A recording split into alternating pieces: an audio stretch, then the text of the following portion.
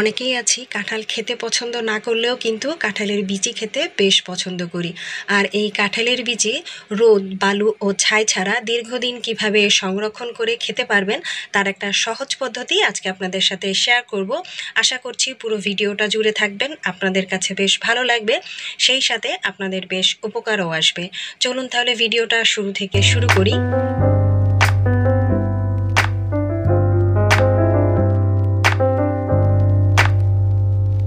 আসসালামু আলাইকুম সবাইকে। সোনিয়াস ফ্যামিলি ব্লগ চ্যানেলে আপনাদের সবাইকে আরও একবার স্বাগত জানাচ্ছি।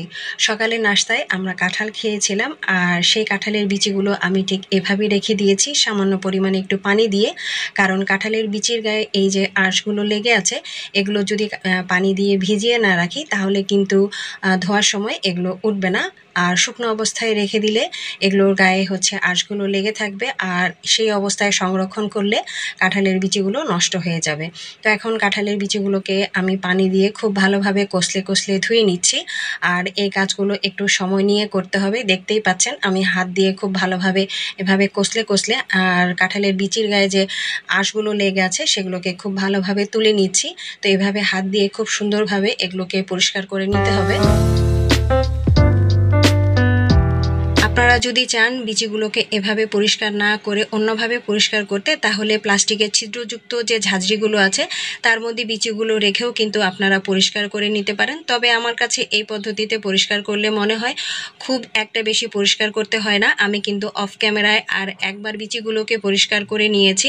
আর প্রথম অবস্থায় যেহেতু হাত দিয়ে কষলিয়ে কষলিয়ে বিচিগুলোকে খুব ভালোভাবে ধুয়ে নিয়েছি, পানিগুলো দেখে নিশ্চয়ই বুঝতে পারছেন যে এর মধ্যে কিন্তু কাঁঠালের যে আঁশগুলো ছিল সেগুলো সব একদম উঠে গিয়েছে।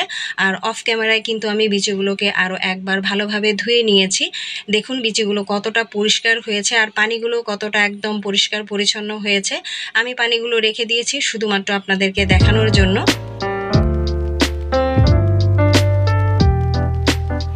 এখন বোলের মধ্যে যে পানিগুলো আছে সেগুলোকে আমি ফেলে দিব, আর বিচির সঙ্গে লেগে থাকা যে অতিরিক্ত পানিগুলো আছে সেগুলোকে ফেলে দেওয়ার জন্য আমি এরকম স্টিলের ছিদ্রযুক্ত একটা স্ট্রেনার নিয়ে নিয়েছি।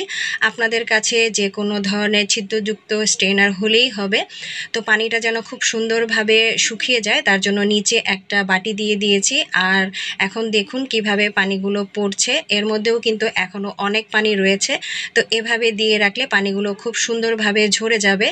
আর এই কাজটা হতে আমার কাছে প্রায় সময় লেগেছে আধা ঘন্টা। তো আধা ঘন্টা পর বিচির পানিগুলো খুব সুন্দরভাবে শুকিয়ে গিয়েছে। আধা ঘন্টা পর আমি আপনাদেরকে দেখাচ্ছি যে বিচিগুলো কতটা শুকিয়েছে।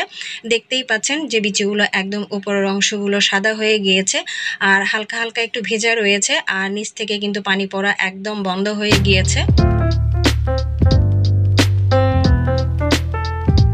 বিচিগুলোর মধ্যে এক্সট্রা পানি আছে কিনা সেজন্য আমি একটু নাড়াচাড়া করে চেক করে নিলাম। দেখলাম যে না, এর মধ্যে আর কোনো পানি নেই। উপরের বিচিগুলো খুব ভালোভাবে শুকিয়ে গিয়েছে, কিন্তু ভেতরের বিচিগুলো একটু ভেজা ভেজা রয়েছে। তো ভেজা ভেজা থাকার জন্য আমি যে কাজটা করব, এখন এরকম একটা নেটের ব্যাগ নিয়ে নিয়েছি। আর এই নেটের ব্যাগগুলো কিন্তু আমরা খুব সহজেই পেয়ে থাকি।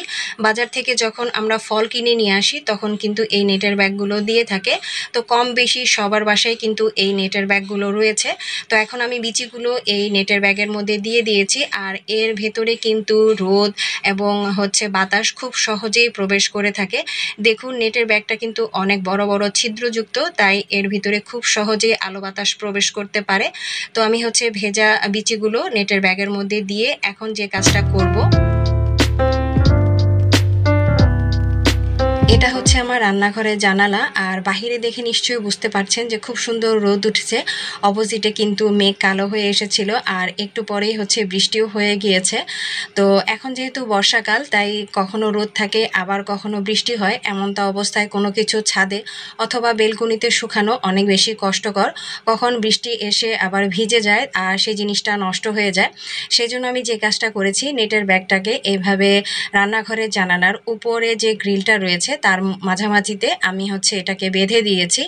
আর এখানে কিন্তু খুব সুন্দরভাবে রোদের যে তাপটা আছে সেটাও পায়, আর রান্নাঘর যেহেতু সবসময় গরম থাকে সেই গরম ভাবটাও পায়। আর এর মধ্যে কিন্তু যেহেতু ছিদ্রগুলো বেশ বড় বড়, তাই খুব সুন্দরভাবে বাতাস প্রবেশ করে। আর এভাবে করে বিচিগুলো কিন্তু খুব সুন্দরভাবে শুকিয়ে যায়। এছাড়াও কিন্তু আমি আরও অনেকগুলো বিচি এভাবে শুকিয়ে নিয়েছি, আর সেই বিচিগুলো কিন্তু এখন পর্যন্ত অনেক ভালো আছে, সেগুলো এখন আপনাদেরকে দেখিয়ে দিচ্ছি। কিছুদিন আগে আপনাদের ভাইয়া একটা কাঁঠাল নিয়ে এসেছিল, আর কাঁঠাল খাওয়ার পর এই বিচিগুলো আমি কোনোভাবেই শুকাতে পারছিলাম না, কারণ টানা বেশ কয়েকদিন বৃষ্টি হয়েছে। পরবর্তীতে আমি এই নেটের ব্যাগে করে বিচিগুলো হচ্ছে ভিতরে রেখে জানালার গ্রিলে বেঁধে দিয়েছিলাম। হালকা হালকা যে রোদ আর হচ্ছে বাতাস ছিল এর মধ্যেই কিন্তু বিচিগুলো খুব সুন্দরভাবে শুকিয়ে গিয়েছে। প্রত্যেকটা বিচি কিন্তু একদম ভালো রয়েছে, কোনো বিচিতেই কিন্তু কালচে দাগ পড়েনি, সেই সাথে কিন্তু ফাঙ্গাসও পড়েনি। তো বিচিগুলো দিয়ে পরবর্তীতে একটা রেসিপি তৈরি করব, আর সেই রেসিপিটা অবশ্যই আপনাদের সাথে শেয়ার করব। অনেকেই আছি কাঁঠাল খেতে পছন্দ করি না, কিন্তু কাঁঠালের বিচির যে কোনো ধরনের তরকারি অথবা ভর্তা খেতে বেশ পছন্দ করি। তো যারা কাঁঠালের বিচি পছন্দ করেন তারা কিন্তু চাইলে আজকের এই ভিডিওটা ফলো করে দীর্ঘদিন কিভাবে কাঁঠালের বিচি সংরক্ষণ করবেন সেই পদ্ধতিটা শিখে নিতে পারেন। তো আমি পরবর্তী ব্যাগটাও কিন্তু এভাবে বেঁধে রেখে দিয়েছি।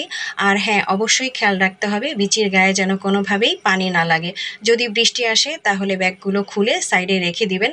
আপনারা কিন্তু চাইলে রান্নাঘর ছাড়াও বেলকনিতে হচ্ছে বিচিগুলো এভাবে বেঁধে দিতে পারেন, তবে অবশ্যই খেয়াল রাখতে হবে যেন বিচির গায়ে কোনোভাবে পানি না লাগে।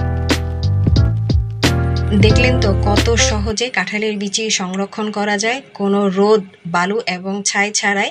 তো কেমন লাগলো আজকের ভিডিওটা অবশ্যই কিন্তু কমেন্ট করে জানাবেন। ভিডিওটা ভালো লাগলে অবশ্যই একটা লাইক দিয়ে দিবেন। যারা এখন পর্যন্ত আমার চ্যানেলটাকে সাবস্ক্রাইব করেনি, সাবস্ক্রাইব করে আমার পাশেই থাকবেন। তো আজ এ পর্যন্তই, পরবর্তী ভিডিও নিয়ে আবারও হাজির হয়ে যাব। ততক্ষণ পর্যন্ত আল্লাহ হাফেজ।